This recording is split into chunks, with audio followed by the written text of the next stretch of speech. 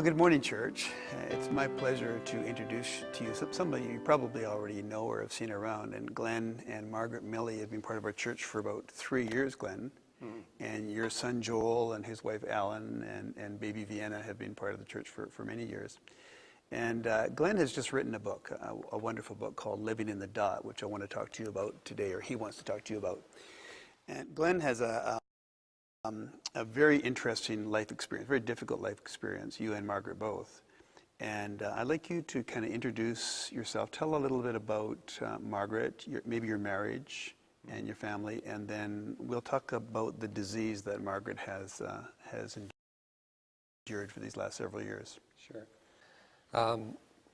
We have experienced a learning curve. We've started out in life, of course, just like other folks, and had marriage. We were involved in ministry. We had, a pathway in life that we felt comfortable with, and so on. You were a pastor for a few years.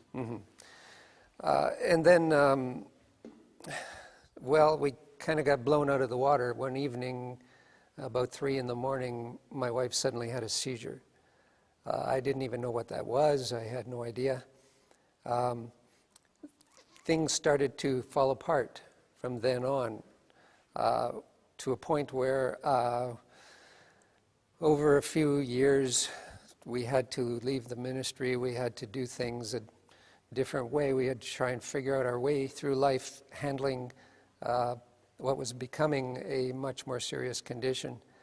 Eventually, it was diagnosed as being Huntington's disease, which is a rare neurological disease. It's not as rare as it used to be. Now, when did the seizures come? How many years ago was that? She was 26 years old when that started. That was 33 years ago. Wow. And then when was it diagnosed as Huntington's? The official diagnosis, I believe, came about 12 to 15 years ago now. Oh, so it went on not knowing what was going on. Oh, yeah. Wow. We didn't. Well, we just had no basis to expect that, As it turns out, there is a considerable amount of it in the family tree, but we had to do quite a bit of digging to find that out. So describe Huntington's. I'm ignorant about it. Before we talked, I just really didn't know. I'd heard about it, but never known what it was. So describe what the symptoms would be. Well, it used to be called Huntington's chorea because there was this chorea movement disorder where your legs bounce and you almost look like you're dancing. And there was with it a lot of shaking and a lot of neurological damage. In actuality, it attacks the human brain. Most people with Huntington's have about a 35% reduction in human brain tissue. It actually shrinks, and my wife's in that condition. In her case, there are other symptoms because some people have one thing more than another. She has a lot of violence, a lot of rage, a lot of emotional upheaval, not so much of the movement disorder. Physical and emotional, too. Yes, oh yes, very much so. Yeah. Now, the interesting thing is, and she's becoming somewhat of a miracle here, we have people praying all over the world for her. I don't mind asking people to pray. Good.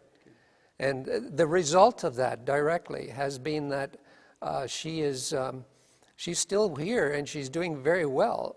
When we go to the Huntington's clinic, they ask me, what are you doing? Because normally people would die after a certain length of time. The normal lifespan is 15 years. Oh, wow. From when, on average, from when the symptoms first show up. Yeah. It's now been 33 years. Wow. And she's doing pretty well. Now you're her full-time caregiver. I am, yes.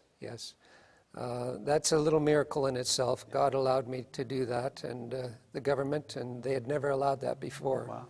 Well, let's get to the book. We've been talking for some time. You were telling me as you were writing this book, and I love the life lessons that you have learned the hard way. You've lived through it. So your book is called Living in the Dot. Living in the Dot. Tell us what the title means and the picture on the front, what that means. it's very simple. I was preaching at a mission downtown, and the illustration came to mind that this life compared to eternity is like a dot compared to an unending line, and in fact the dot is microscopic. It's almost invisible, and the thought stuck with me as I finished that evening.